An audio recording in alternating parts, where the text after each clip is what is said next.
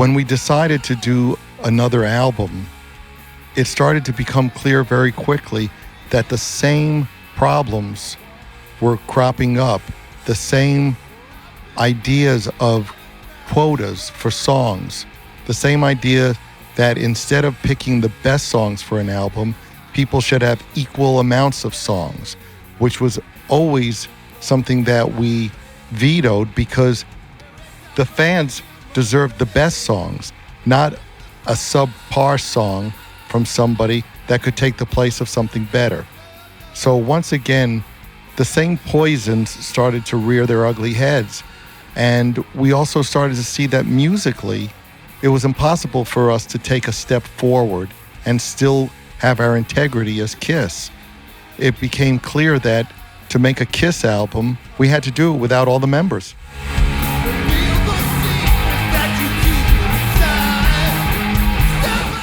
As an example, when Gene Simmons, the bass player in Kiss, can't cop a feel in a song, somebody else plays the bass, period. It's Bruce Kulick or Paul Stanley, even Eric Carr played my bass part. And Gene Simmons, and I'm Gene Simmons, can shut the fuck up, and it has nothing to do with ego. That's not the way it works, and sometimes I played guitar on some of the songs because better guitar players couldn't quite catch the Neanderthal feel. So what?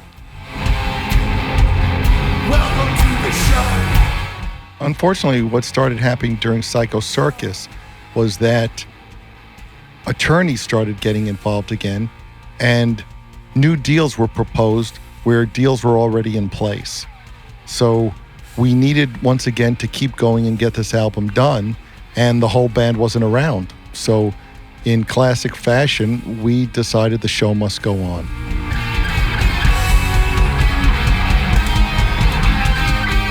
When we decided to do Psycho Circus, it was completely natural that we were going to enlist Bob Ezrin, and Bob very much wanted to be a part of it. Unfortunately, because of commitments that he had that he couldn't get out of, he felt terrible because he very much had a vision of what that album should be, as we did, and it would have been great to have him involved. He was somebody who was giving advice from the sidelines, but the album suffered for not having his input. We had hoped that the album would be embraced in much the same way as Destroyer or some of the other albums. It became clear fairly quickly that all the original songs are much more than music. They're snapshots of people's lives, and they've grown much larger than just being songs. So no matter what we come out with or would come out with, it could never compete with the songs from those original albums because people associate those songs with moments in their lives. And the best song written today by us will never have those attachments.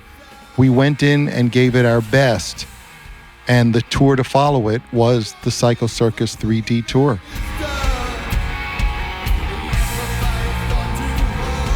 You know, the funny thing on the Dodger Stadium stuff is when we went to get the tapes out of the tape vault, we couldn't find one of the ISO tapes, and it happened to be Peter's drum camera, so that's why you don't see much of Peter in the Dodger Stadium stuff. About 7 weeks before Dodger Stadium, we were filming some footage in Dallas for the 3D segments, and I took a step forward, and I felt cartilage in my knee rip. And I knew it had ripped because I had had my other knee operated on a few years earlier. And as soon as I took that step, I said to the people who were working for us, call the doctor in LA. I just tore my meniscus, which is a piece of cartilage in my knee, and they booked a surgery. I went home, had surgery on my knee, and told the doctor and the physical therapist, I have to be on stage in 6 weeks. And from the next day after that surgery, I was rehabbing because there are no excuses and there are no apologies to be made when people pay for a ticket. If you have to make a disclaimer at the beginning of a show, you shouldn't do the show.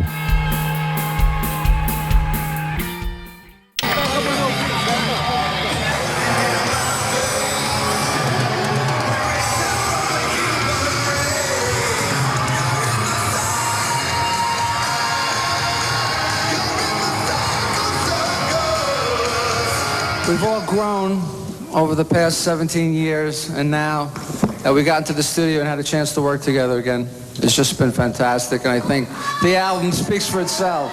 We went out on that reunion tour, and a lot of people were saying, you know, our past cast such a big shadow. How are we going to be able to top that? We topped it on the reunion tour. Psycho Circus is the music that's going to top things with the Psycho Circus tour. You ain't seen nothing yet. Halloween screams when rock legends Kiss invade Mad TV, followed by a live concert at midnight.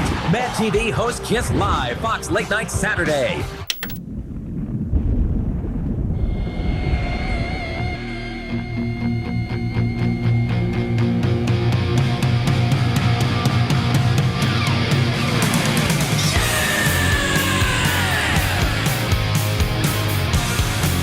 To produce Psycho Circus, we brought in Bruce Fairbairn, who had been involved with some very big records from Bon Jovi, Aerosmith, and Loverboy, among others. He turned out to be ill-suited for the job. On his big records of the 1980s, he had worked with a team that included Bob Rock and Mike Fraser, both of whom went on to do tremendous things.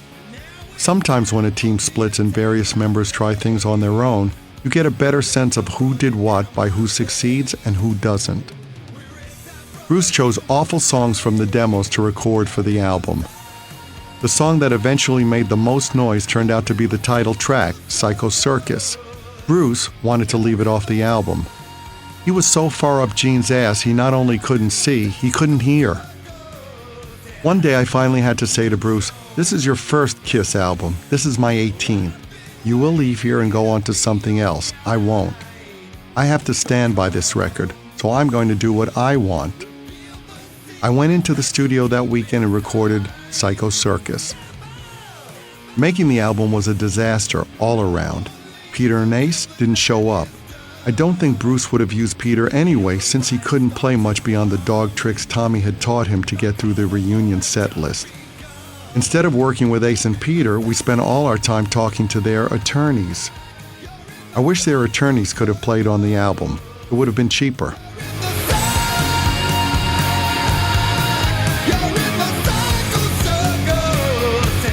In time, Kiss was called upon to deliver another album to the record company. When I say Kiss, I mean Paul and me. We were the only real members of the band.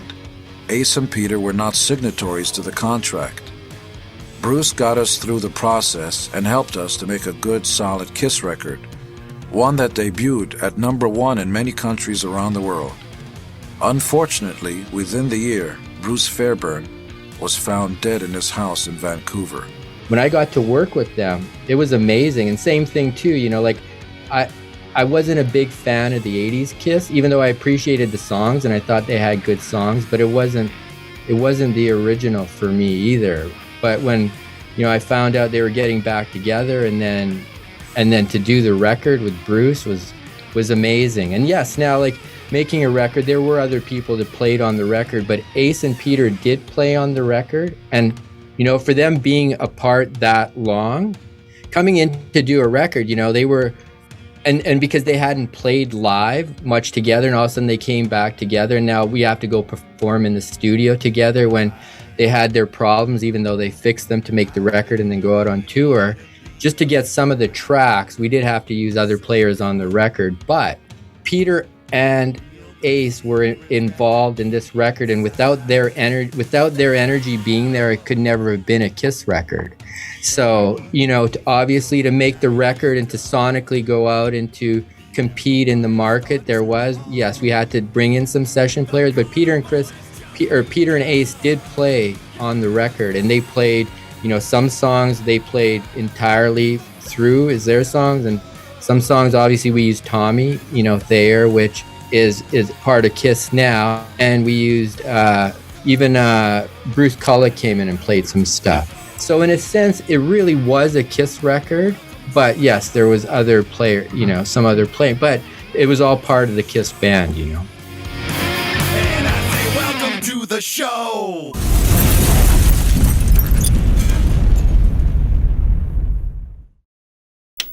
The Kiss Army reunites the world's first 3D concert. Kiss in 3D. All 4 original members in 3D. Ace Ace Frehley, Paul Stanley, Peter Criss, Gene Simmons. Kiss in 3D. It'll blow your mind. Psycho Circus was another one of those points where we said we've got to top ourselves. We're delusional sometimes, maybe oftentimes. We decided we're going to do something that's never been done live. We're going to do the first 3D live concert tour. That means you buy your tickets, you get a pair of 3D glasses, and fingers crossed, people are going to be able to see a 3D live event on stage. We spent enormous amounts of time and money, hundreds and hundreds of thousands of dollars, trying to perfect the 3D live model idea. We had 3D cameras. They were enormously expensive. Sometimes it worked, and when the 3D effect worked, it was unparalleled. When it didn't work, it was bizarre. But here we were again, trying to do bigger and better for the fans.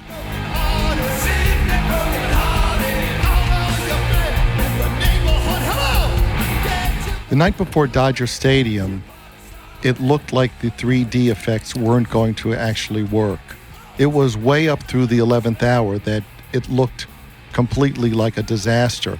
It all came about actually because in talking about the upcoming tour, Doc said to some press people, we're doing the show in 3D. And I remember my jaw dropped because I didn't know anything about it. Obviously, neither did he, but it sounded great. So we went ahead with this idea and then started tracking down people who could actually make it happen. When it came time to come up with costumes for the tour, we certainly could have come out with new Kiss costumes, but we quickly came to the decision that there were enough classic outfits from Kiss from our past that there was no reason to reinvent ourselves, but more to come out with another look from another era of the golden age. That very first show at Dodger Stadium wasn't just going to be the biggest, newest, most technologically advanced show people had ever seen. And caution be damned. Throw caution to the wind. Let's just go get it.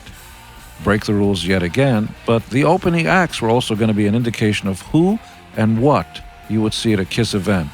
So Doc arranged for a literal and physical Psycho Circus to come in. During the daylight hours, Dodger Stadium was filled by death-defying acts, people walking up high wires, people standing on their heads with motorcycles going up a wire all the way to the top, just all kinds of death-defying stuff. And then in the middle of the audience, for a second, people thought the Beatles got up and started playing, and it wound up being Billy Corgan and Smashing Pumpkins looking like the Beatles, who eventually played a set right in the middle. And that happened because we tracked him down at a Smashing Pumpkins event, cornered him without his managers and said, do you want to open up for us? You're going to get zero.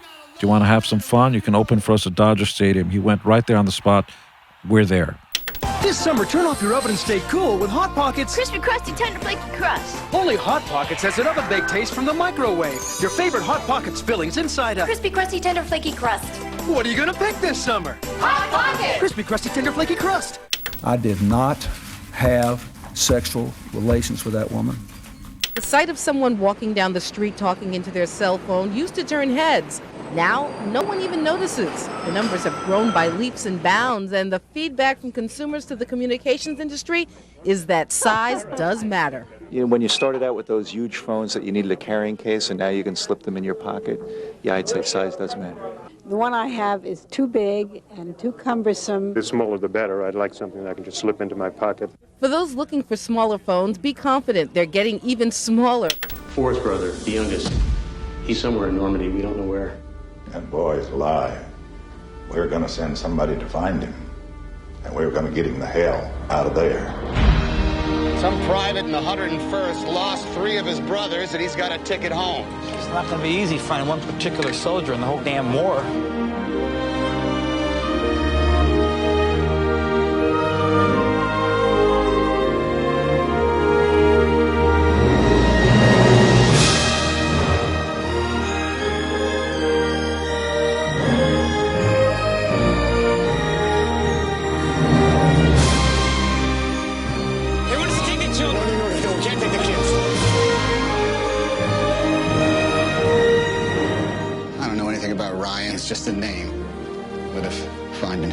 can go home. If that earns me the right to get back to my wife, well, then that's my mission.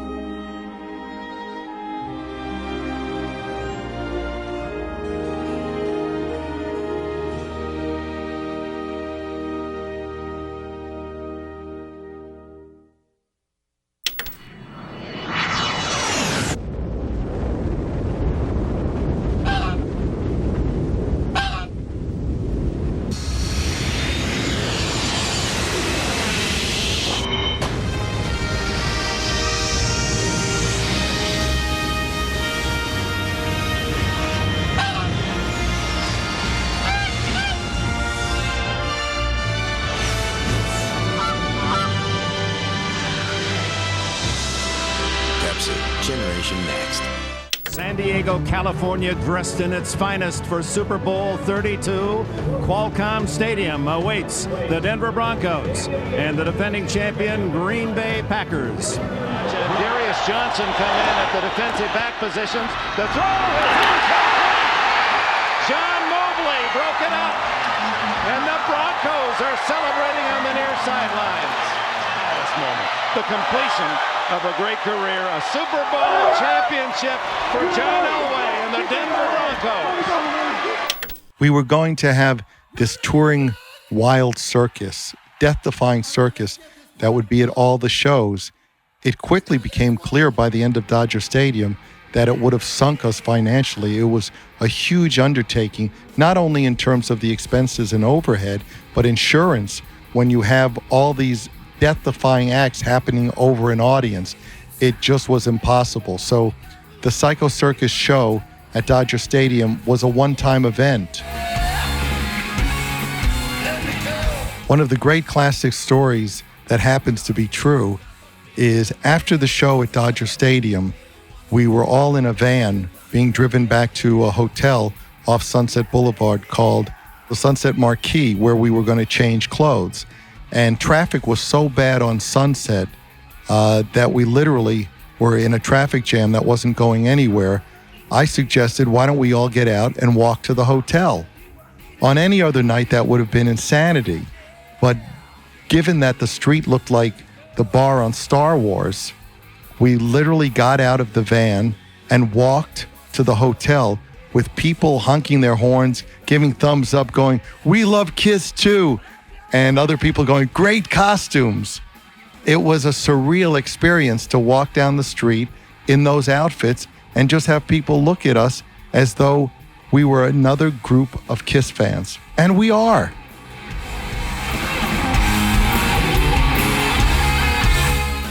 I didn't do much guitar work on that. Obviously, I did Into the Void, but I might have done one or two others, but they really didn't invite me into the studio.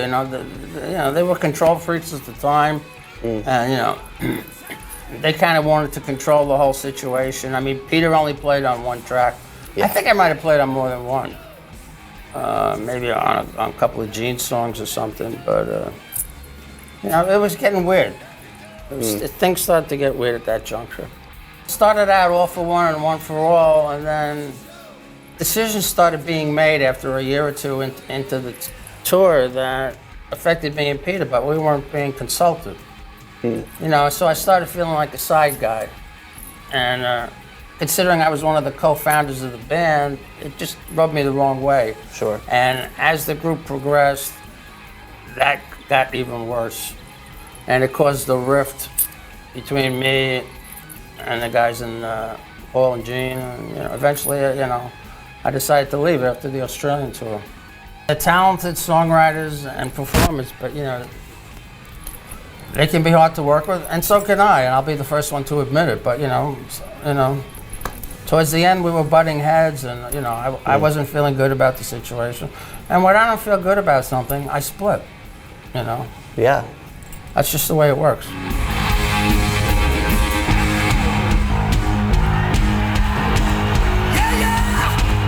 The minute the reunion was over and it got to Psycho Circus, it all changed again. It all got, well, now here comes an album. I was really excited. I was like, wow, we're going to finally do a studio album together as a band. And I think the fans felt the same way. Wow, Kiss is going to finally do a studio album, great studio album. The album came, Bruce Fairburn, rest his soul, great guy. All of a sudden they're like, it's all up to Bruce. Anything that comes in, any kind of material is up to Bruce. Well, I wrote a lot of pretty good stuff. Brought it in, wasn't good enough. So you're going to sing this ballad Paul wrote. It got right back. We were going right back to that thing again. I control. You're going to do this. You're going to do that. We'll pay you for the record, and we'll say you played on it, but we don't want you to tell the world you didn't play on it. We want you to tell the world you played on it.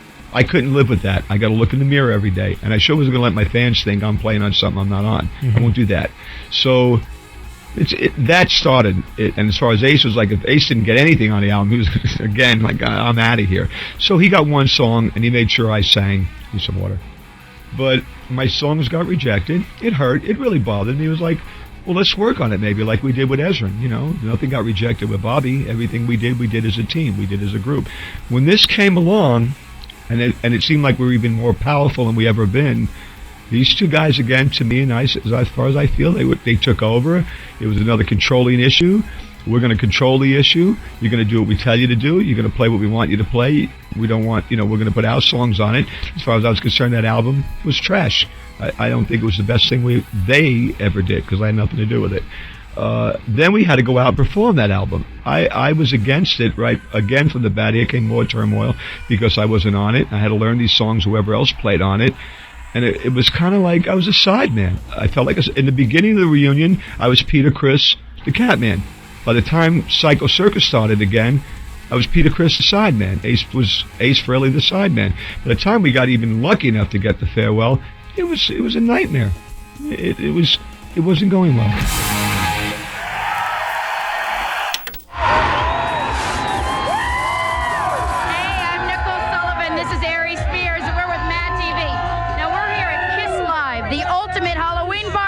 That's right, we're here live at Dodger Stadium, man. We've got Kiss, Smashing Pumpkins, the Psycho Circus. And you know what else we have? What's that? We have the world's largest costume party.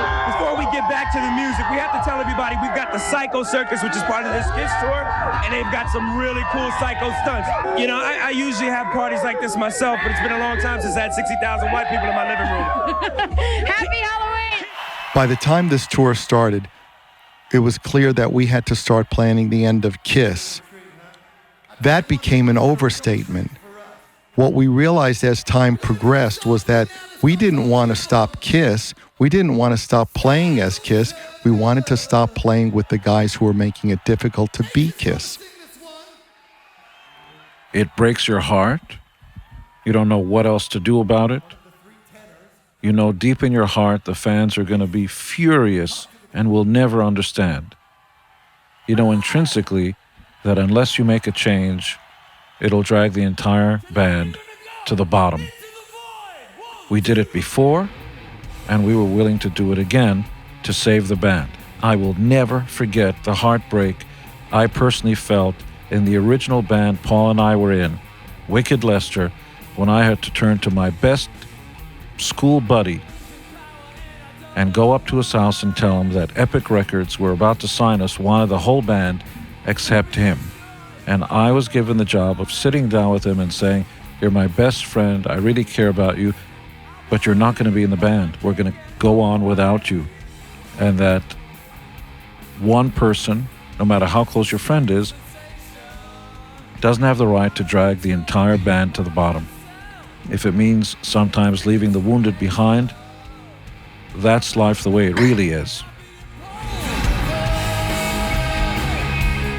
One of the problems was that by the end of the reunion tour, surprisingly, Ace and Peter said, we did that tour letting you guys run it, and it was a big success.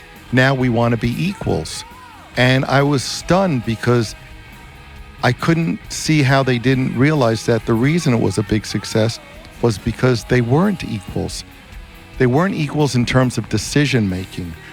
In a band where everybody has a vote, it means that often you'll have two people band together to stop the other two from doing what may be right. When decisions become more about ego than what's best for the band, that's when democracy becomes a sham.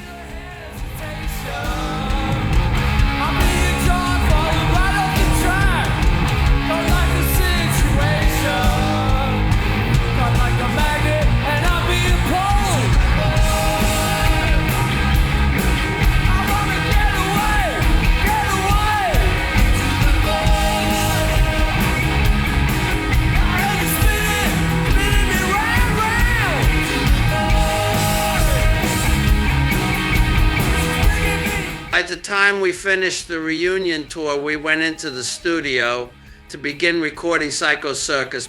Paul and Gene had already been pushing my buttons by not including me in several decisions that affected my life. And the plan was for all four of us to reunite in the studio for the first time since we recorded Dynasty in 1979.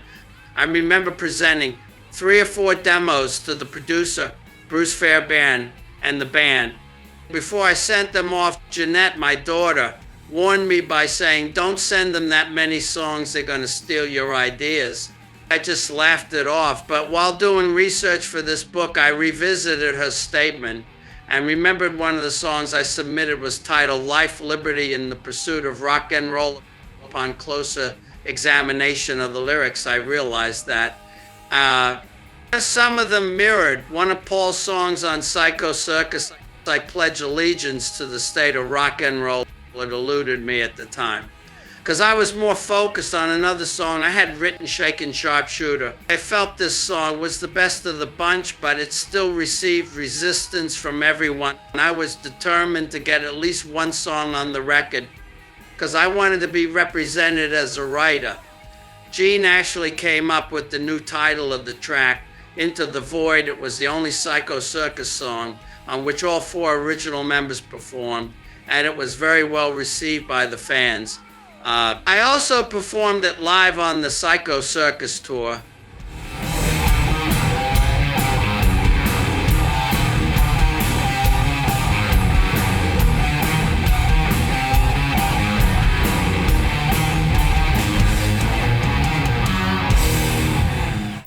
Kiss puts on a killer show. Where does it come from here? A lot of people get killed. An outrageous new millennium. Halloween Screams, Friday starting at 8, 7 Central on Fox. Is your Kiss home video collection complete? Kiss Extreme Close-Up, Kiss Crazy Nights, Kiss Exposed, Kiss Confidential, Kiss My Ass, Kiss Unplugged, plus the Psycho Circus 3-dimensional home video featuring a collectible bonus CD. Collect all 4. Look for the complete Kiss home video library. Available from Polygram Video.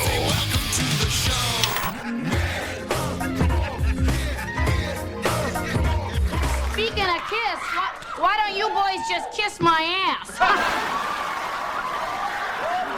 Why don't you name the time and place, baby? Okay, stick around, folks. We got a lot more show and a lot more Kiss. And the boys better leave some Kiss for me if you know what I'm talking about. Gibson Guitar, proud to play a part in the explosive Kiss sound with the new Gibson Ace Frehley Les Paul guitar. Now you can own one, plus get an Ace Frehley Power Pack free with purchase. Call 1-800-4GIBSON for a dealer near you.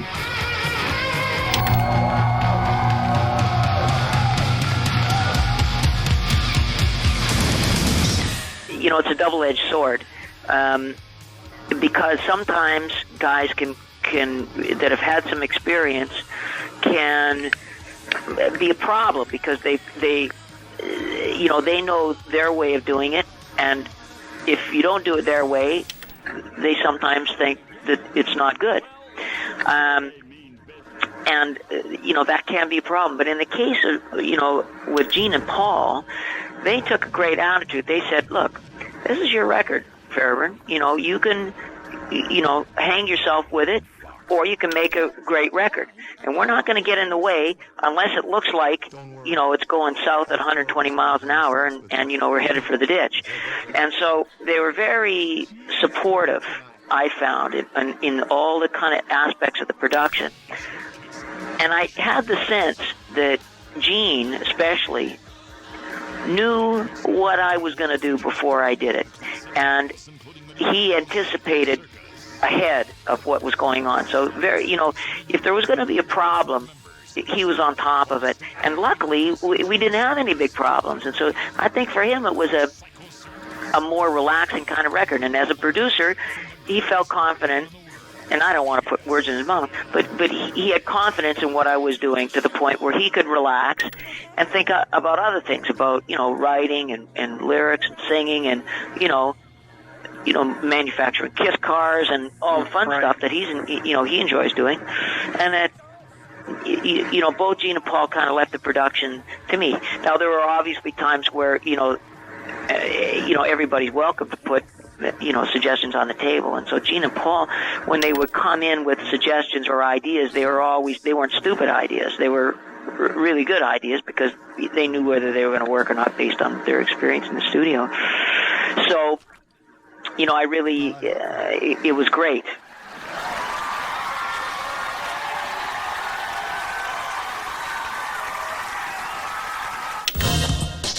Could it be the taste? Ooh. We don't want to put words in your mouth, but the baked-in taste of, together with the great taste of, Apple Cinnamon Cheerios. Taste too good for words. ABC Tuesday. You've watched him grow up. We haven't got a chance to do half the stuff I've talked about doing with you. And now, Randy's leaving home. Well, I'm gonna miss you. The moment every parent must face. I love you. I love you too. An emotional home improvement, followed by the Hughleys, ABC Tuesday. I'm the dude. You know, that or his dudeness or duder or, you know, El Duderino if you're not into the whole brevity thing. This could be a lot more complex. I mean, it's not just, it might not be just such a simple, you know? Djokovic. Zidane!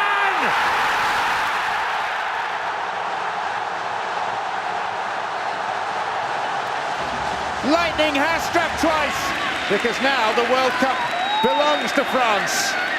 And it does so for the very first time. One will see print, broadcast, arguably radio, essentially all media folding into the internet. And what the internet amounts to is it's the first two-way communication medium that is intelligent. It allows consumers to choose what they want to see, when they want to see it, and whether that be radio, whether that be print, whether that be television, broadcast. I think it's going to revolutionize all traditional media.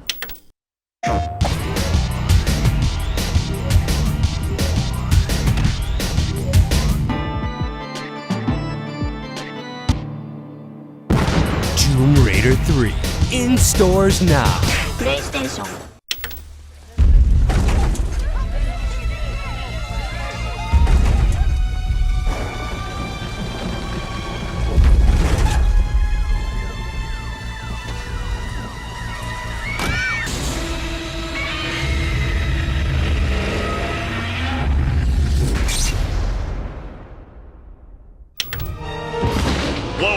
Superman, I've forgotten my wallet. I can't carry money in this. I'm powerless. I'm not. My hero. You can do more with the American Express card. Could you? For my kid. I'd start praying about it right now. Listen, this is a kick-ass ride.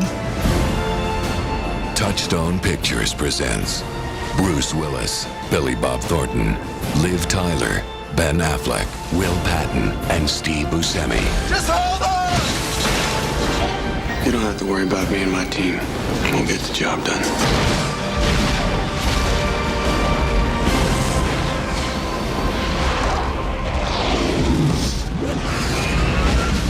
A Jerry Bruckheimer production, directed by Michael Bay. All right, now we are here live at Dodger Stadium in front of the world's largest costume party. Nicole, you would not believe the amount of freaks. What freaks? I can hardly see them. Oh, wait, they're surrounding me. You know what? Speaking of which, I got to interview one right now. Now, what are you supposed to be? I'm an old lady, honey. You're so cute. Oh. Now, he looks like George Bush strung out on Viagra and crystal meth. You know, Aries, every year I tell my parents, don't come out. I don't want you around at Halloween. I hear you. You know, but the great thing is we actually have Kiss behind us. Rock and roll, Kiss, rock. Now, Aries, they're not Kiss. They're just pretending to be Kiss. Oh, well, brother, you do know you look like an ink spot in a bowl of milk, do you? This is really scary. I'm in the wrong place, man. Don't worry, I got you. We'll get out of here. All right, coming up next, we have another classic Kiss song, Stick around for more. Yeah.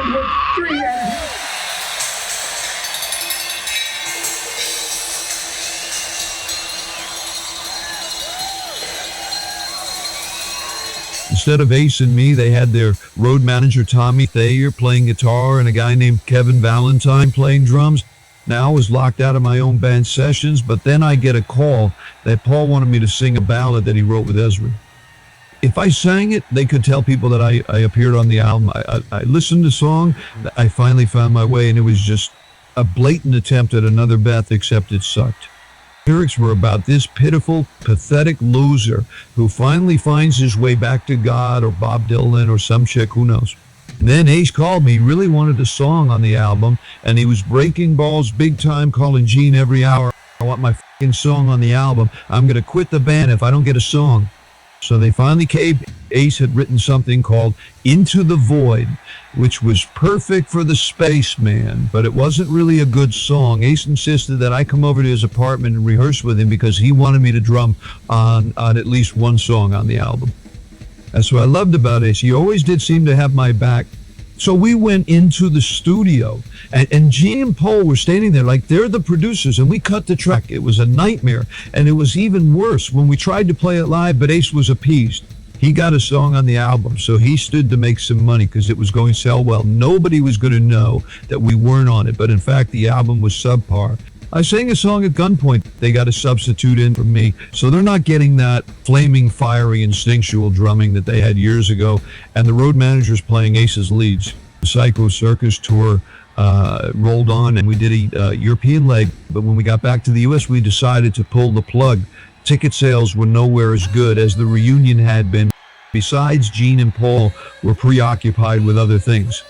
Paul was up in Toronto playing the Phantom in a stage production of Phantom of the Opera. He was great. He should have stayed in theater. Meanwhile, Gene was busy putting the finishing touches on our next film, Detroit Rock City.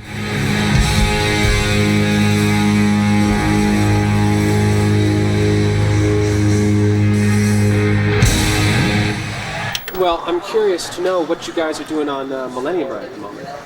We're starring on it. Millennium called us, and it's a really cool show. I'm a big fan of the show, and Lance, I'm a big fan of his. And we got called. We're doing some cameos in it, but we can't tell you who we are. I guess then it would blow it, but we're doing some cameos.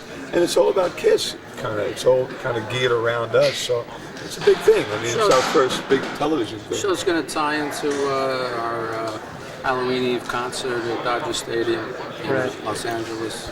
Right. October 31st, so Millennium's going to be on. Oh, Fox fantastic. is going to cover part of our show. Great. There's also going to be some skits done on Mad. Fox, Mad Television. Now, I guess I'm wondering, I keep PR9, thinking, hopefully. Next to Fox. right. I keep thinking that this affiliates. I keep thinking this is the sort of TV show that if there was ever a show that Kiss should have been on, it would have been Millennium. Yeah, you're right. Or the X-Files, but I won't push the X-Files. But absolutely, Millennium. It's cool. I mean, more people are more that I'm meeting and going, wow. Like on Millennium, how cool. Right. So now we're not just touring for a reunion, we're touring because we got a record out. Right. Ace wrote a great song on it called Into the Void, which is one of my favorites. Right. Peter sings a great ballad. Yes, that Mr. Stanley wrote for me. Which is cool. I can't remember. So 3D tour. We already said that. Mind your own business. Mind your own business. We didn't bother your interview. Get out of here. Shut up. You big gawk. All right. he's acted a couple times before. Is he giving you any tips? Oh, he's still acting. He'll be acting till they put him in the box. We don't want to talk about that guy. Tips. The only tip he knows is that we'll not even talk about that. They're going to show this clip of you guys saying hello. Okay. All right? Bruce? Right? To Bruce. Yeah. How much I want to beat the shit out of you. I don't know if I want to say that on air exactly. Okay. If you could give her any good makeup tips. Don't put it on. Don't wear too much powder. No, actually more powder, it stays on longer, right? That's true. Don't contradict me. Great. Thanks a lot, guys. You're welcome.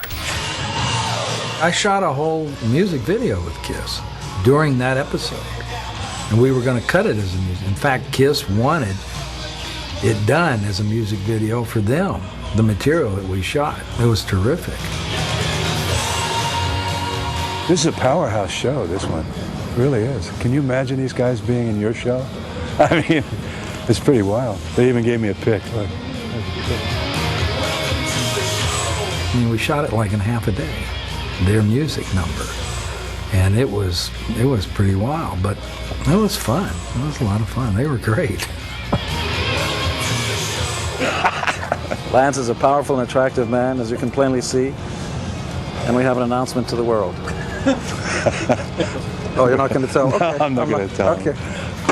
I'm going on tour with them. Here comes. We thought it would be a great idea to be seen as the band, KISS, but then also they said they were crazy enough to let us do cameo roles. And part of the fun of the show is figuring out who we are in the show outside of our characters. Before we get back to the music, we have to tell everybody we've got the Psycho Circus, which is part of this KISS tour, and they've got some really cool psycho stunts. Let's take a look. Do you think they're going to drop anyone out of an airplane onto us? I mean, we don't need to be nervous, do we? If they do, I ain't here. Let's get out of here. As a matter of fact, I'm checking out right now. See you. Enjoy Psycho Circus and the stunts. Yeah. Get ready for the kickoff of the Psycho Circus tour, and the name Psycho Circus tour, there's more to that name. Larry, tell me what you are witnessing. Yeah, there is more to that name. In fact, when KISS put together the Psycho Circus tour, there is a real circus going on, and I've collared right in between acts here, the ringmaster. Tell us a little bit about getting involved in this kind of a show, a circus and KISS together for Psycho Circus. Well, it all started when our people got together to put together Swingin' Willie's Sideshow Circus. And they were talking to some of the KISS cats, and they said, man, that's just what we need to open our show at Dodger Stadium on Halloween. So we said, we'll do it. And here we are. We're just raging down here. There's a man out on home plate right now breathing fire. And that's just the beginning of it. There is an entire mechanical setup in here with the Tower of Terror and all kinds of things. This is a real circus. That's right. We had the human comet dive bombing to Earth fully fireful. We had a motorcycle 40 stories above the ground. We're going to have a guy on the high wire. We're going to have people on poles swinging back and forth 75 feet above second base. You know, I love the motorcycle thing, but that's just something brothers can't get with. Good to know, good to know. Okay, coming up we have Smashing Pumpkins, KISS, and more freaks on Kids Live, the ultimate Halloween party!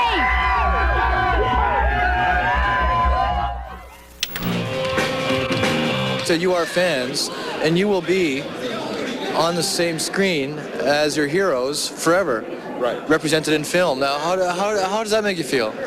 Oh, it's great. I mean, I started playing because of the band, so just to help them out. Tell you the story behind Shake and Sharpshooter. Into the Void on Psycho Circus used to be called Shake and Sharpshooter. That was a song that I had originally wrote with that music, and Paul and Gene didn't think it was working with the rest of the songs on the record. So, you know, they were ready to pull that song. So I said to Gene, give me a half an hour. And I went up into another room at the studio, and I wrote all the lyrics for Into the Void, and boom. You know, I work good under pressure.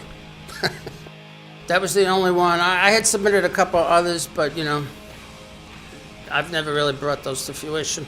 The, you know, Psycho Circus, I had very limited involvement. You know, I wasn't invited to the studio. You know, when you hear Paul and Gene talk about it, it's like I didn't show up, or, you know. The reason I'm not on any of the songs is because I wasn't asked to be on them, you know, whereas they try to make it look like I was absent. You know, I just wasn't invited to any of the sessions. Victories of our fans. You know, when we win, the fans win. If we celebrate 25 years of doing what we want and selling 70 million albums, it's really a victory of the people who made it possible. We couldn't have done it without them. So this film is really a vindication for them as well. I mean, we are like a virus that just keeps coming back and permeating things. All of a sudden, the heads of record studios and film studios are KISS fans, and we're taking over big time.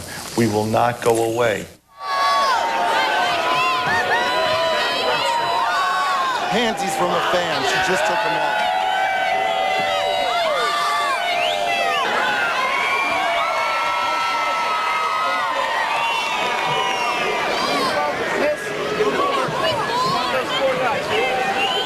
It's KISS.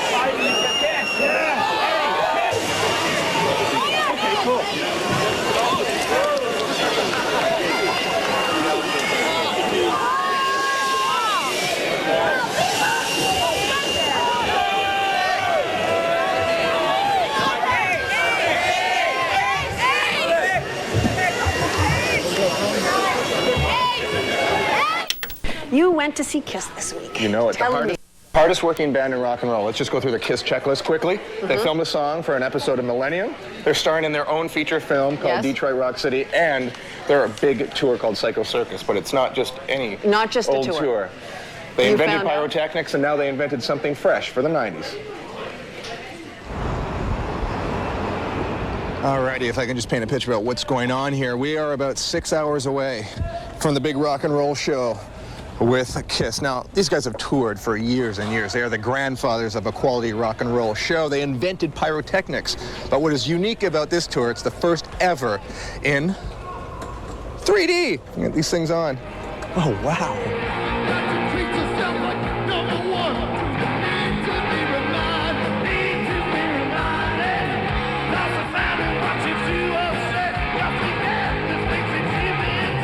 If you're curious about 3D at all, this is a good place to come. You cannot see it on a sound bite or a newsreel footage to get an example. You have to be here to see it. The first 1918 was 100. We have this screen right here and then two side screens on each side. So we have right here 180 to view for viewing. What's the feedback been? You know what? The response of the people when it first starts is very good. They start cheering and stuff. It adds a real lot. It makes a picture look like it's 5-7 feet deep.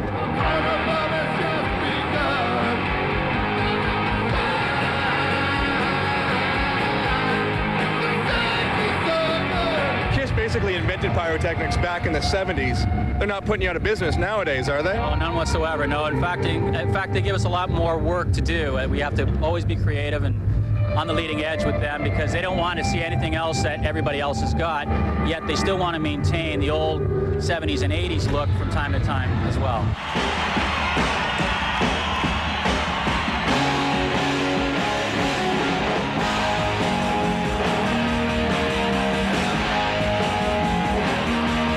I would say their display that they put on during their show is far and away ahead of everyone.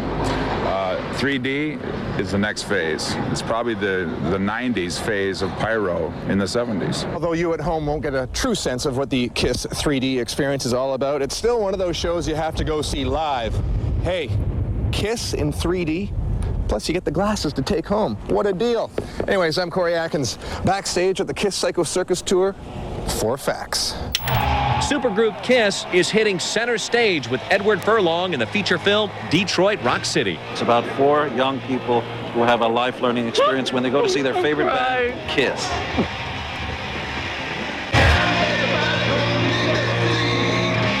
The rock and roll legends are enjoying a real hot streak. Besides this film, the band graces the cover of next month's Playboy magazine. And at last month's TV convention, we watched as they became the star attraction. Can I have my picture taken? Absolutely. Absolutely. It's a really tough job. Somebody's got to do it.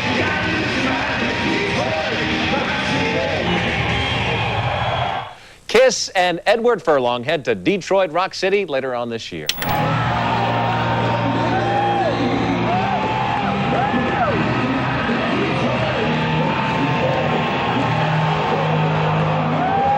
Tim Sullivan, a huge KISS fan, had befriended Gene when he interviewed him for a horror magazine. 10 years later, Tim was working with New Line, the hottest movie studio in California, so Gene pitched him a proposal for a KISS movie called The Creatures of the Night. It was the same old Phantom of the Park bullshit with talismans and superpowers. Tim and the New Line guys hated it. At the same time, a few young filmmakers were writing a script that focused on KISS fans, a much more creative idea. The main character was a drummer who was obsessed with me. It was like a Holy Grail story where the Grail was my drumstick and the drummer had to retrieve it just like Lancelot had to find Excalibur. This script was called Detroit Rock City. The script was sent to KISS's office for KISS to be a part of. Somehow Gene got wind of this and hijacked the script. He made himself the producer and got Barry Levine, one of our longtime photographers, to co-produce it with him. It was such a good script that Tim got it green-lighted in 2 weeks at New Line. But for Tim to work on it, he had to get permission from Gene to be a producer. Gene gave it to him, but Tim wound up making a $50,000 producer's fee next to Barry's fee of $500,000. God knows how much Gene made. Ace Frehley, Paul Stanley, and me didn't even know about the movie until we read about it in the Hollywood Reporter. After we met with Tim and the producers, I was excited. This wasn't some Hanna-Barbera Pablo. This was a real movie with a director, Adam Rifkin, whom I had heard about and admired for his movie Mouse Hunt, and I really wanted to work on it. But then Gene started f***ing everything up. He had him take out a scene where the kids meet us backstage because according to him, Ace and Peter can't act. Tim asked Ace and me to come up with some ideas for our own cameos. That idea got axed when Gene put down his big fat producer's foot. Then he told the other producers and the director that Ace and I were like children and we needed to be kept on a tight leash. But he also lumped Paul in with me and Ace. Word got back to Paul and he got really pissed that he was being marginalized too. By then I was used to being put on the same shit list as Ace. New Line started discussing the music for the film with Gene. He threw out any songs that weren't written by him and Paul. If they used Beth, then they couldn't use the vocal because then they'd have to pay me. We wanted an original song for the movie, not something from Psycho Circus. Paul said he wanted to write it. As they went into production, the New Line guys were getting harassed by Gene, who was pitching them all these other projects. He was licking every New Line asshole he could find. He was so desperate to break into Hollywood. I remember we were all in a limo and Gene would say, "Can we have some quiet in the car, please? I'm expecting a call from Steven Spielberg." Of course, the call never came. It took years for Gene to get a call from Hollywood. He finally got a reality show, only it was his reality.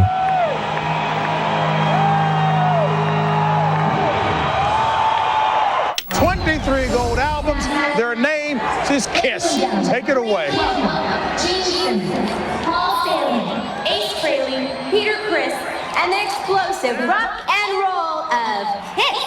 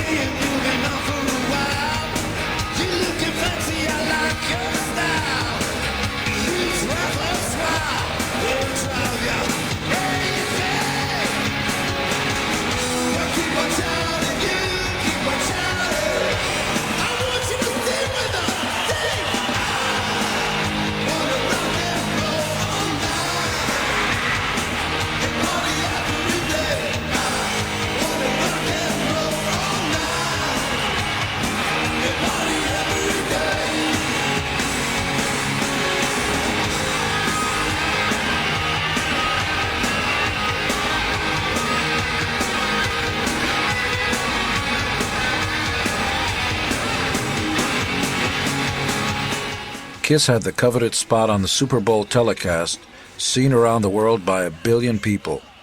550 girls in Kiss makeup joined us as we lip-synced Rock and Roll All Night.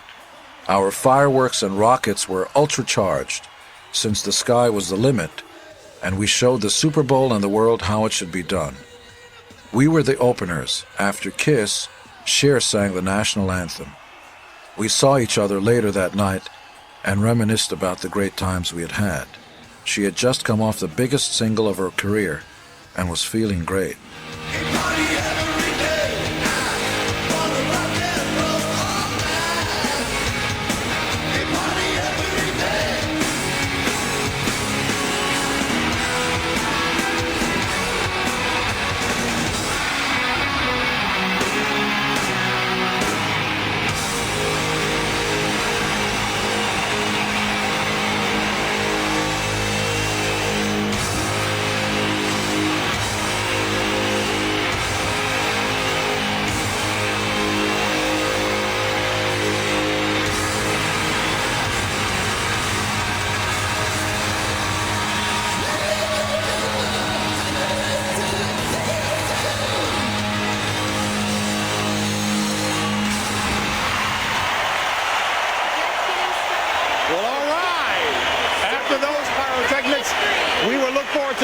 It's on the field. The game is next, folks. Enjoy.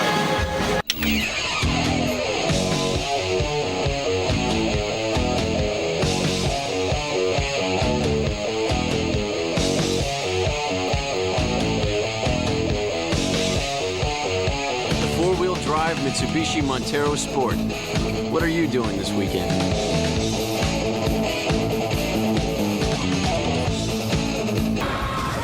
Get it?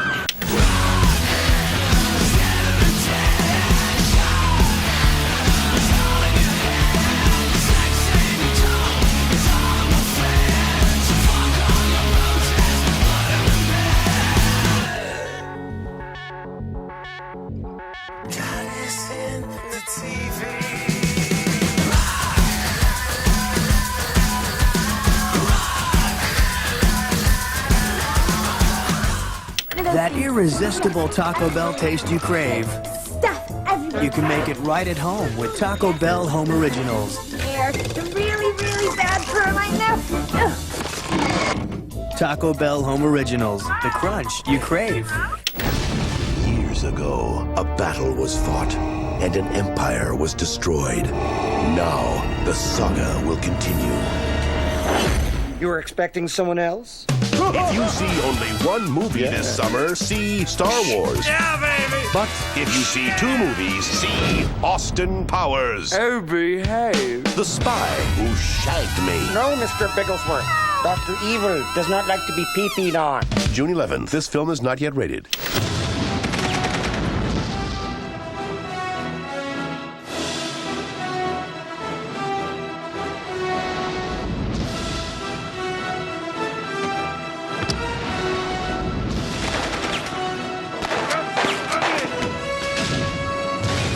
Electronic Arts and DreamWorks Interactive present Medal of Honor.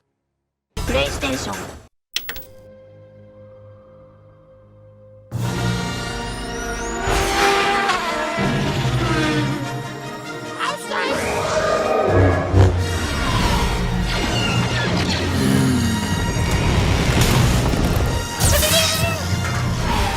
Fear is the path to the dark side.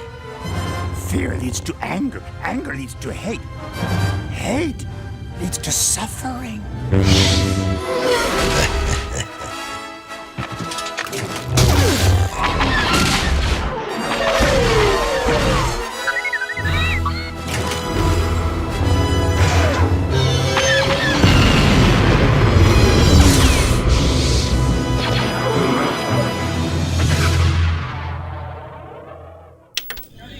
How do you look on the future from now? Do you see the future just tonight, or do you look like a couple of years ahead? Or? I look at the future for tonight. I don't know what the future brings. I know tonight I'm here, I'm above ground, and any day above ground's a good day. So tonight, we're going to blow this place up.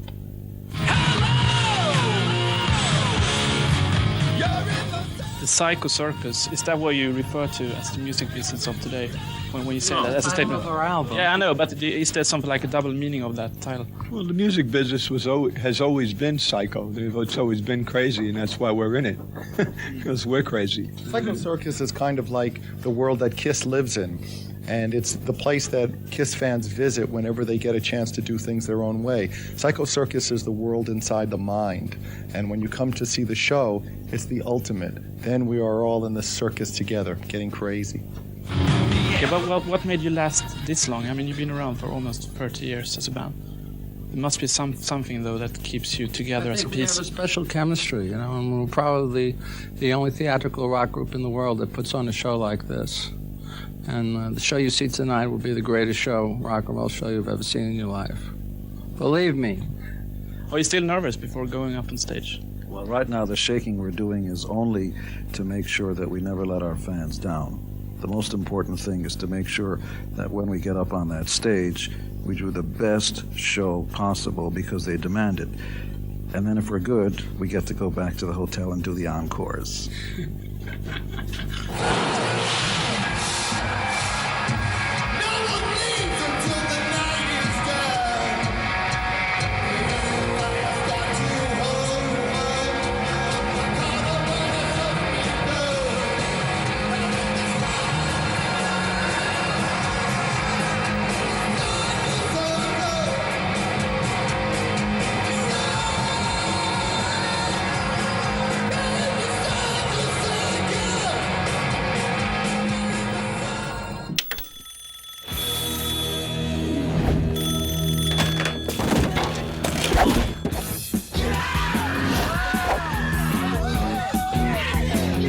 It's 1978. Disco's dead! Those jeans are so tight. I can see your... It's the last day of school. Yes? This is better than the first time I got to finger a chick, man. And to celebrate, The night is young. 4 friends are busting loose and hitting the highway. I'm making it. Oh, man. Give me this pizza.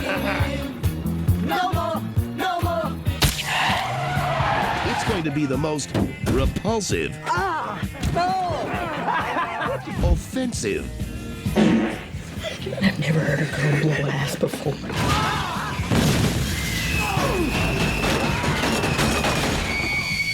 vile,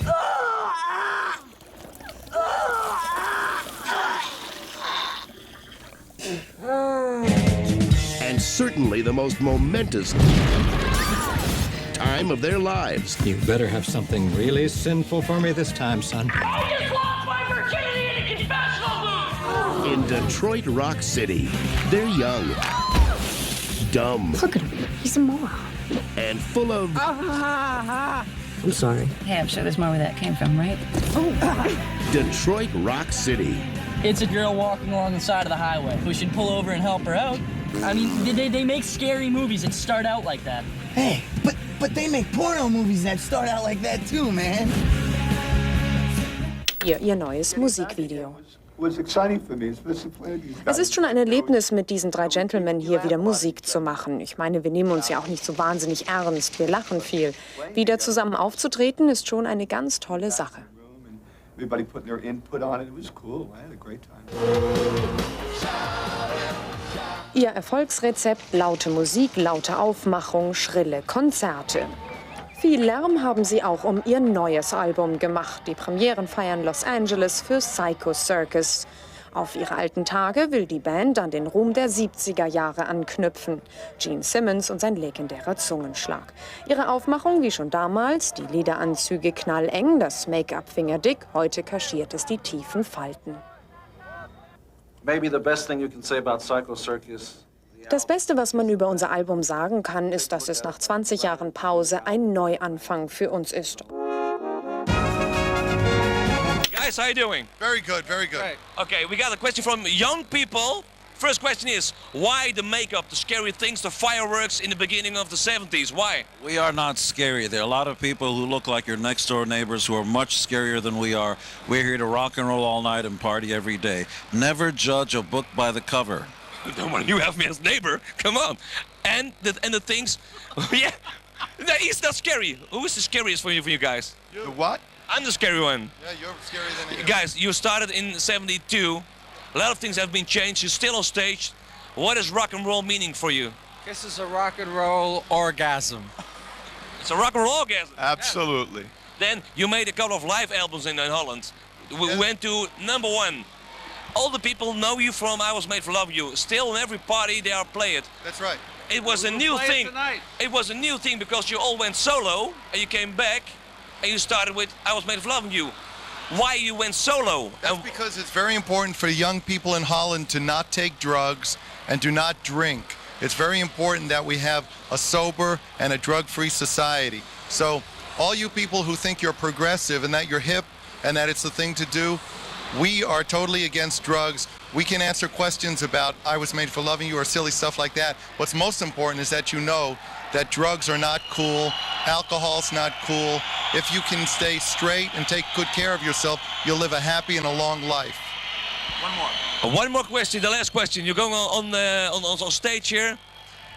What do you think of Holland? It's now 3 years ago, I think, that you were here? Holland is wonderful. It's the place where the Nazis couldn't cross over because they couldn't say Scheveningen. That's correct. Thank you guys. Have a great show and all the best. Thank you. And we love hot chocolate.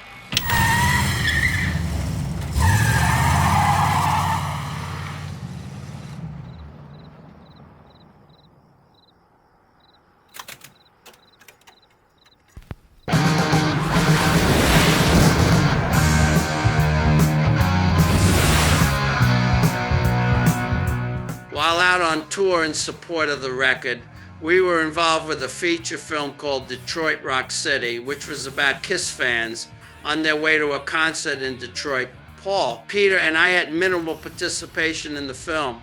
Except for a live performance at the end, it was mostly Gene's baby.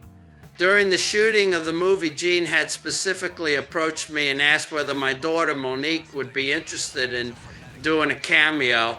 I thought it was a really nice and friendly gesture to invite her to fly to LA and be in a scene with the lead character, Edward Furlong.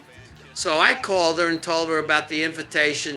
She loved the idea, so we made hotel and flight arrangements for her, and she came out to LA.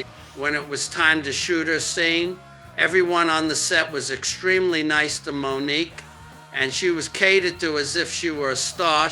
She really enjoyed the whole experience and made some new friends as well.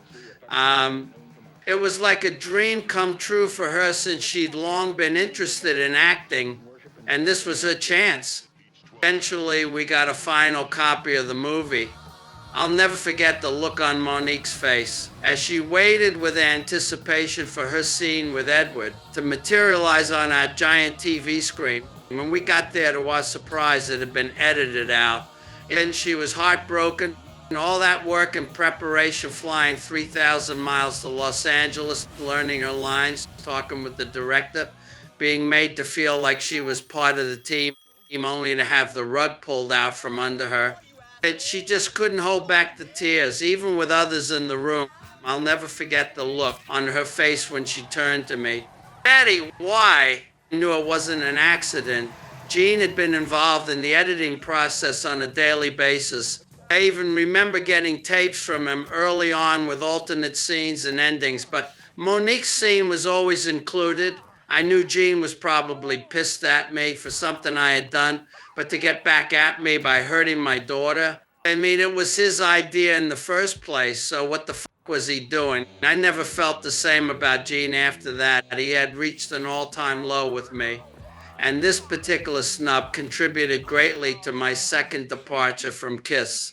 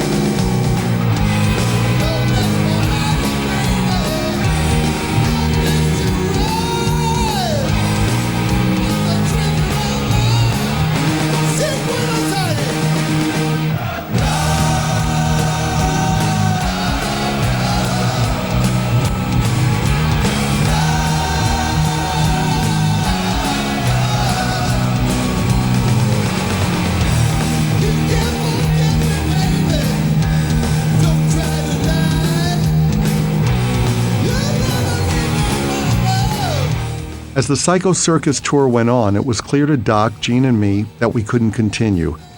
Ace wanted out to work on his fabled solo album, the one he had been working on since the 1980s. Peter had Gigi running interference for him and whispering in his ear.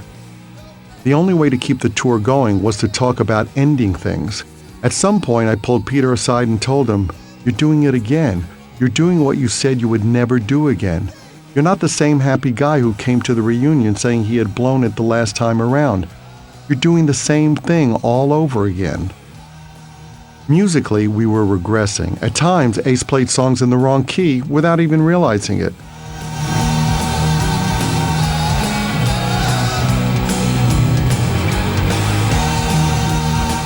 We were touring the world but not having a good time doing it. The chemicals had started to handicap Ace even more, and he had a girlfriend who seemed to tolerate willingly this lifestyle. Peter, too, succumbed to his inner demons. He went back to being the moaner, the nickname given to him by a former road manager. We still had a few tricks up our sleeves, though, or at least I did. I called Hugh Hefner, who's a friend of mine, and told him I was in discussions with Penthouse for a Kiss cover and that I wanted to let him know about it because we were close to a deal. He told me to forget Penthouse, and he would put the group on the cover of Playboy if we had an angle. I suggested the Girls of Kiss. The photos and article would be about the female Kiss fans who delighted in going to our shows, showing us their breasts, and throwing their undies and bras on stage. He loved it. Under the wonderful guidance of Marilyn Grabowski, the word went out, and about 30 girls came, undressed, and put on their Kiss makeup. We had the kind of photo session guys can only dream of. When Playboy appeared on the stands in March 1999, I was on the cover alone with 4 girls. The band, especially Ace and Peter, believed it was another one of my schemes. They had expected and demanded to be on the cover.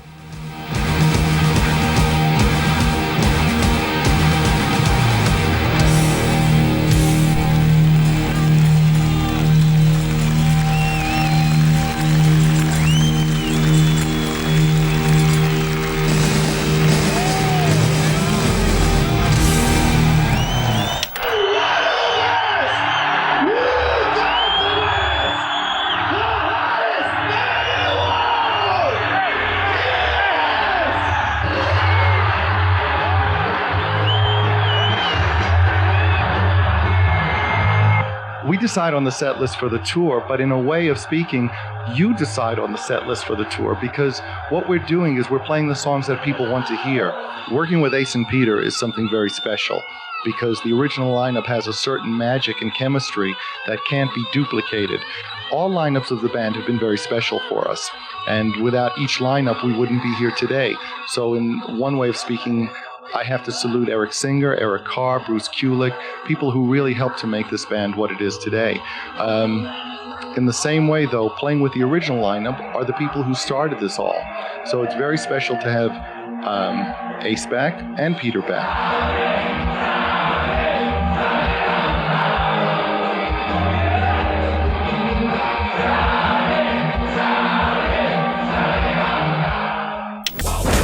Smith. You're not the master of disguise that you think you are. You look nasty, just butt ugly. Kevin Kline. The collars around our necks seem to contain powerful magnets.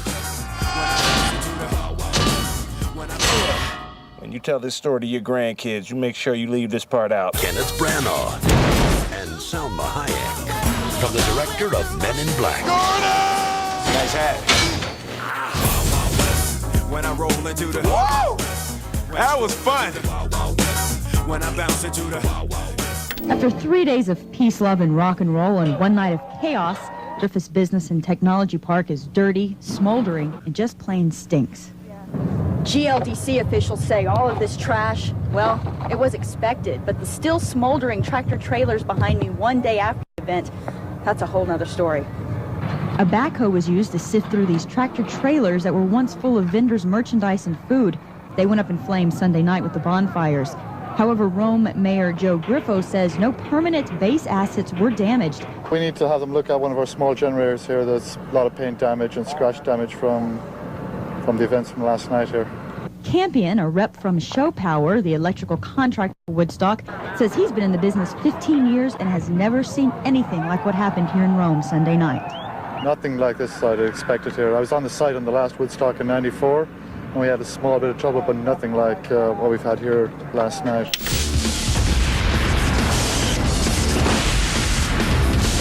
Need a little excitement? Step into a Slim Jim. Oh, yeah! Howdy, howdy, howdy, folks. It's good to be back. Greetings. Wait. Stop the film. Is he in this too? Excuse me, Pullstring Boy. What would Toy Story 2 be without Buzz Lightyear? A good movie.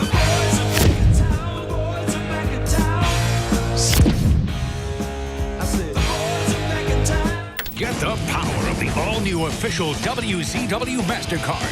10 original designs, all featuring the new look WCW logo, plus Nature Boy Ric Flair, Conan, and the new WCW card. Of course, you know the one I carry.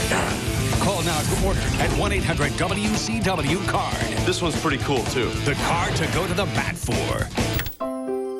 Once upon a time, a man drew a little mouse. And his animated vision enchanted children of all ages. This summer, that man will be spinning in his grave. Oh my God, why? Paramount Pictures and Warner Brothers present Dude, South Park. this is gonna be the best movie ever. South Park, bigger, longer, and uncut. You're late, Cartman. I had to ride my back here. My behind is killing me. You're behind? I have to say behind because I get shocked if I say. Got to see this movie, dude.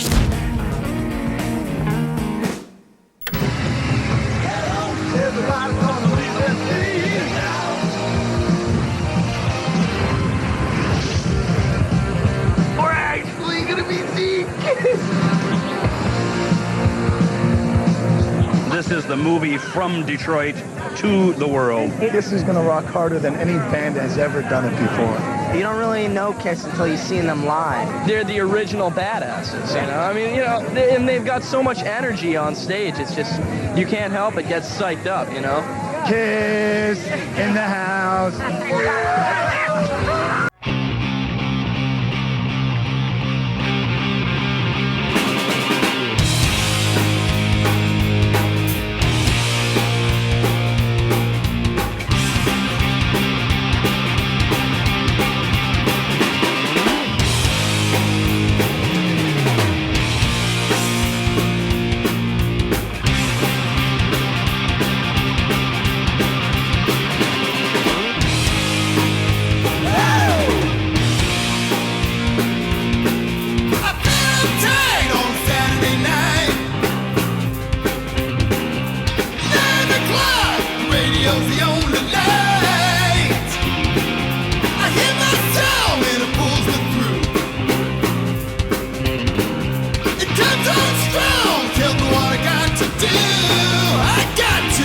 I don't really see Detroit Rock City as a Kiss movie at all.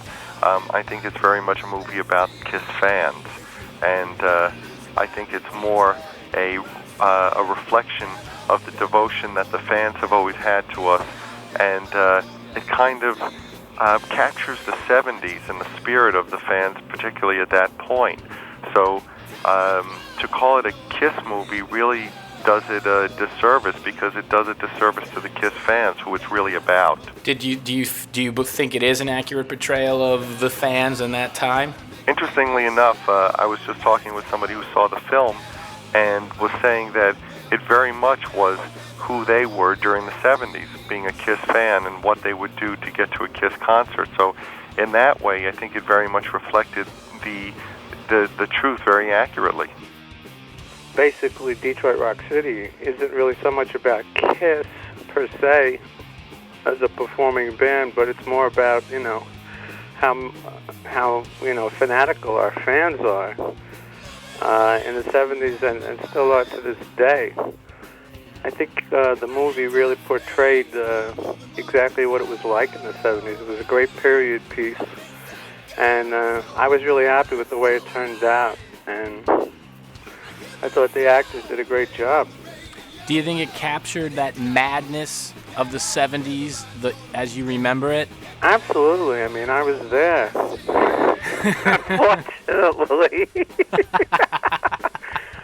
You know, I was there, and I remember, you know, I mean, I still meet them today, but I mean, you know, I'll never forget when we really became big, you know, kids coming up to me and go, "Ace, you're God," you know? I guess, you know, at that point I realized, you know, I had made it.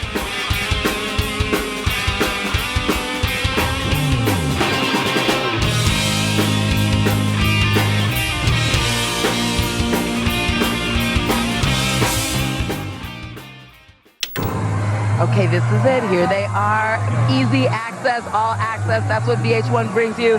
There's Kiss. They're taking the stage. This is the moment we're all here for. Get ready.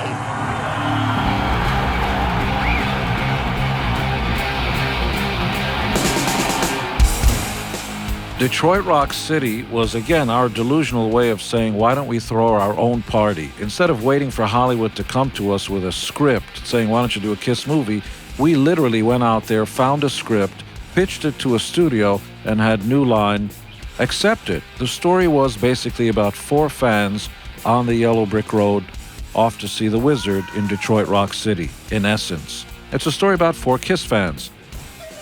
When the movie came out, which eventually did okay, it was certainly not a blockbuster, just came out medium, we decided, like anything else, to do the kind of opening, the kind of premiere nobody had ever seen before. Right on Wilshire Boulevard, right in the middle of Westwood and Hollywood, we put up the entire set, and there was only a select number of people allowed to come, by invite only, and played our guts out. People were stunned.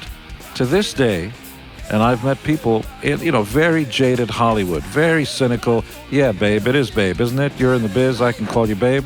Will say, to this day, is a guy named Brian Singer, who's a director. They were Brett Ratner, a director. There are people who are big time guys in Hollywood who make their own movies, who went to that premiere and continue to talk about it this very day. I've never been to a premiere or an event like this in my life. It continues to be the standalone premiere I've ever seen anywhere in the world. The problem with Detroit Rock City, the movie, was nobody knew how to market it. The movie studio ultimately was marketing it as a Kiss movie, which meant that potentially anybody who might want to see a very funny coming-of-age movie passed on it, and it was sold on the merits of the band, which only appears in the end. So the promotion of it was misdirected. The film itself is as good as many other films that came out of the same type. Unfortunately, the promotion took it in a direction that was bound to fail. But we went out in our glory, and we went out guns blazing, proud of what we had accomplished, and proud to be Kiss.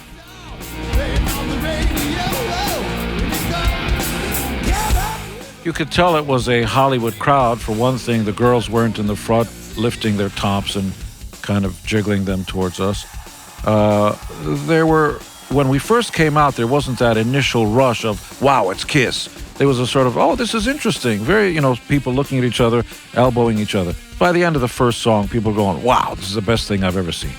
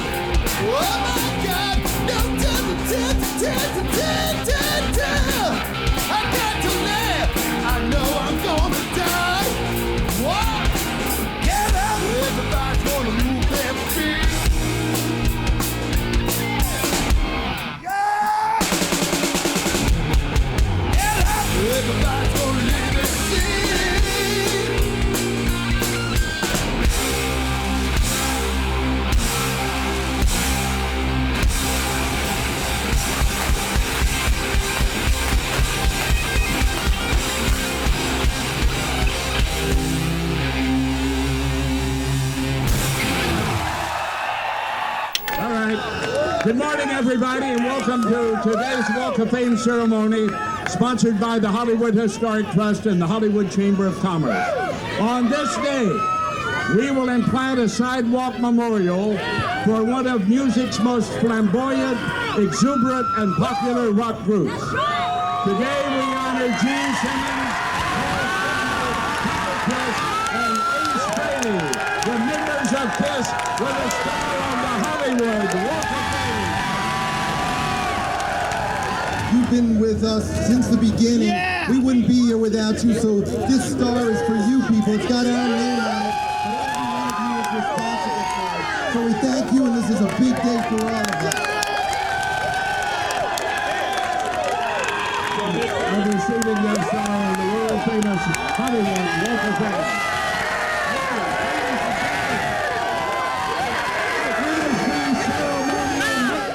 New Line arranged for a huge premiere in Westwood for Detroit Rock City. We played a show in the street outside the theater. We were supposed to get paid to play, but of course we never did. A few days later, Kiss received a star on the Hollywood Walk of Fame. That really meant a lot to me. When it was my turn to speak, I dedicated the award to my mom. That day I looked out into the audience and saw Tim Sullivan, our producer, standing out in the audience with the fans. Gene and Barry Levine were posing with the star and carrying on backstage, but they made Tim, the man who brought the film to New Line, stand out on the street behind a barricade. He didn't exist for them anymore. They had used him and discarded him. I pulled him out of the crowd and brought him backstage. That's when I found out that it was Tim, not Gene, who got us the star in the first place. Just one more lie. All right, Las Vegas, you wanted the best. You got the best. The hottest band in the world, Kiss!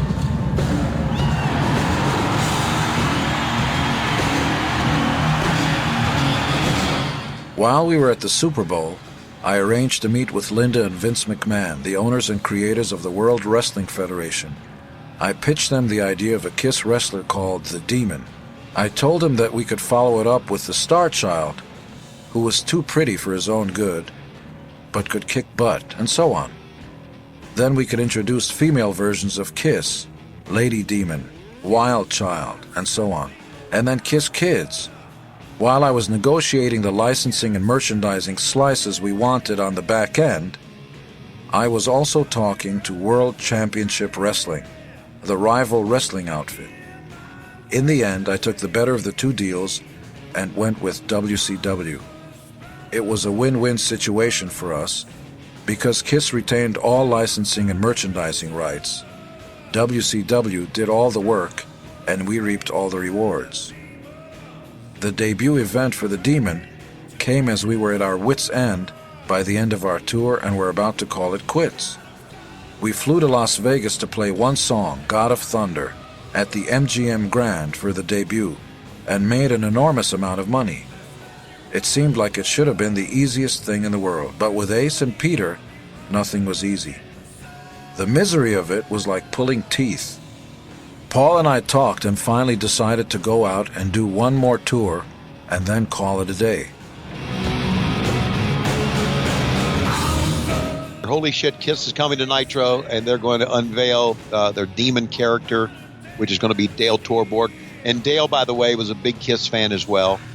And I heard that, and I remember saying, I remember going to went to Craig Leathers. I said, I would love to introduce Kiss.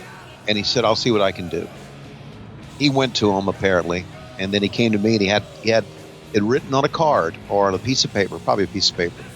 And he handed me that, and he says, okay, you can introduce them, but here's how you have to do it. And I said, I don't need that because I know how to introduce Kiss. You wanted the best, you got the best. The hottest band in the world, Kiss! So I knew how to introduce them, and I was ready to do it. And, of course, it happened on TV, but it didn't happen in the arena because they forgot to pop me up, and I was really pissed off about that. So my big chance introducing Kiss happened, but didn't happen, and they didn't get the cue, and somebody down on the floor had to say, start playing. So talk to me a little bit about, when you find out that they're going to be there, what's protocol for Tony Schiavone in this era? Do you get a picture? Do you get an autograph? Or are you trying to be professional and just leave them be? Yeah, I was professional, leave them be. I didn't ask for an autograph. And I just did not, I was not the autograph type. I've never kind of been, can I have your autograph? Right. I walked out and they said, Kiss is going to rehearse. So I walked out, the boys walked out, we watched them rehearse. We watched the Demon walk out, and they were without their makeup. I do know that, and a funny story that's probably well known in the backstage area, that Doug Dellinger, he had no idea who Kiss was, and he tried to throw Ace Frehley out of the backstage area thinking it was just another guy in the backstage hanging out. Oh, my God. Can you imagine? Yeah. That's amazing. And Fraley was like, Fraley like went ballistic. And Doug said, well, I don't know who these guys are. And I told Doug, I said, you don't know who they are? He said, I wouldn't know who they are with their paint on. I said, Jesus Christ. Well, they got that smoothed over, but that was pretty crazy.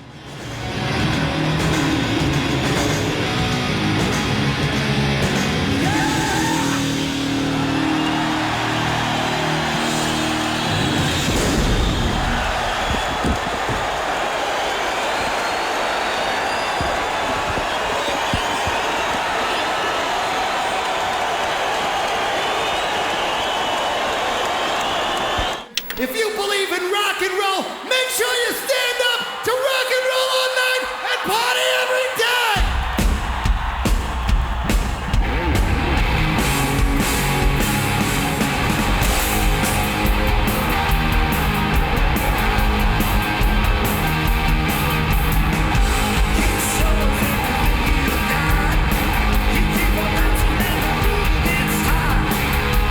Travel, smile, time be crazy.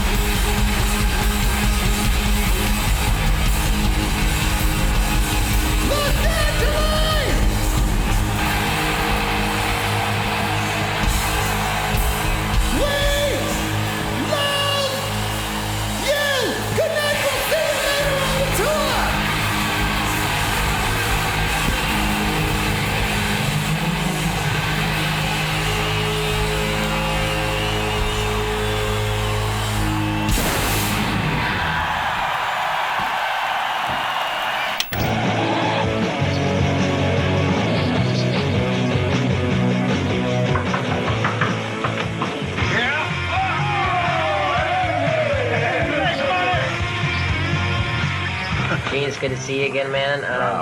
So you produced Detroit Rock City, so tell me about that. What was that like? Well, it was either that or working for a living. So. Was it your first time producing? This was the first involvement in production, it's true. And it was a very cool idea, and it's really good how we're talking about how good you guys are in the movie.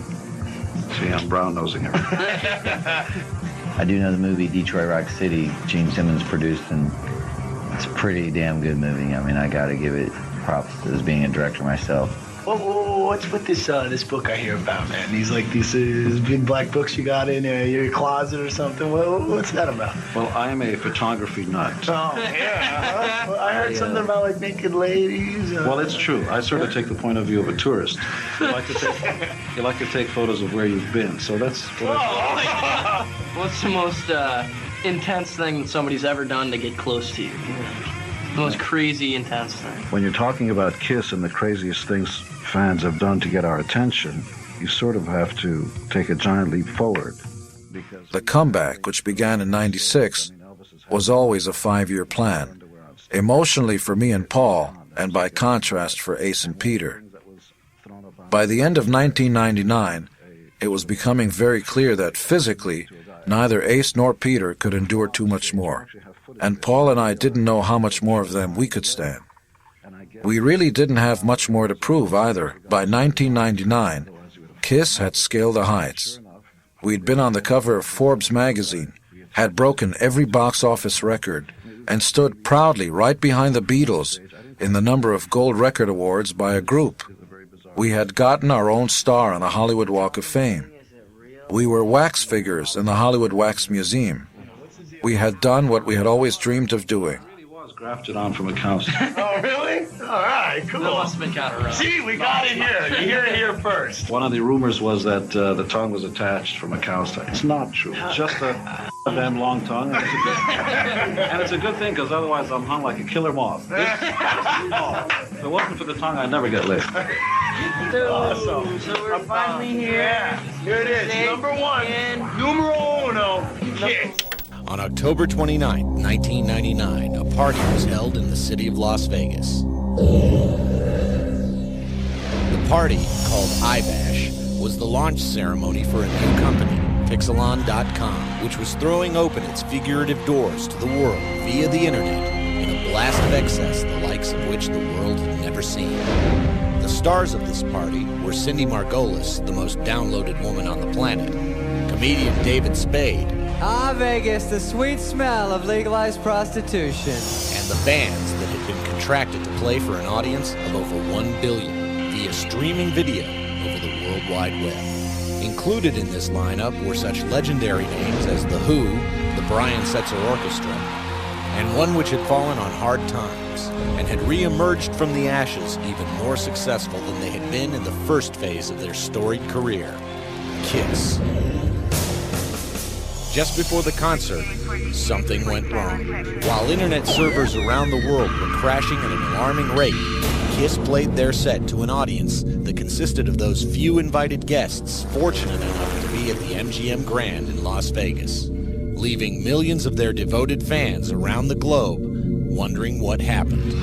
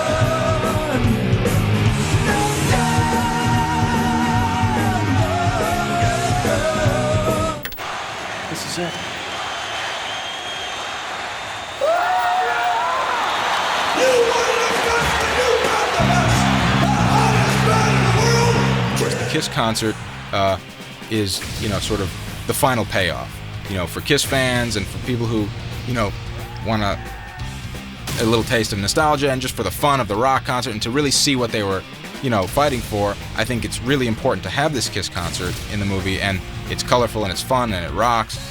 But the movie to me is about the kids and their quest and their journey, and I always knew that as trivial as it seems to many, 4 kids trying to get into a Kiss concert, that the movie would sink or swim on the believability of the characters.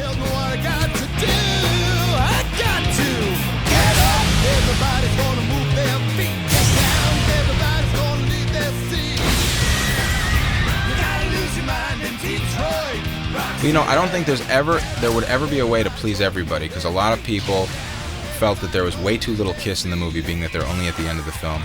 And there's a lot of people who think there's way too much Kiss in the movie because of the references all the way through and the big concert at the end. My feeling was this. This movie is about these kids and their quest. Their quest happens to be that they want to get into a Kiss concert.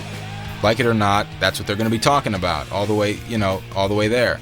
But if you believe in their passion, then that doesn't matter, And Kiss appearing in the film, it's sort of, to me, more of a stamp of Kiss's approval of this film than it is this being the Kiss movie. You know what I mean?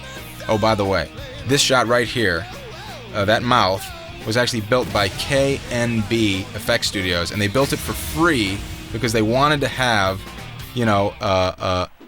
something to do with the Kiss movie, because they're all big Kiss fans. And I told them about this idea I had for this shot, out Gene Simmons' mouth, POV, never seen before.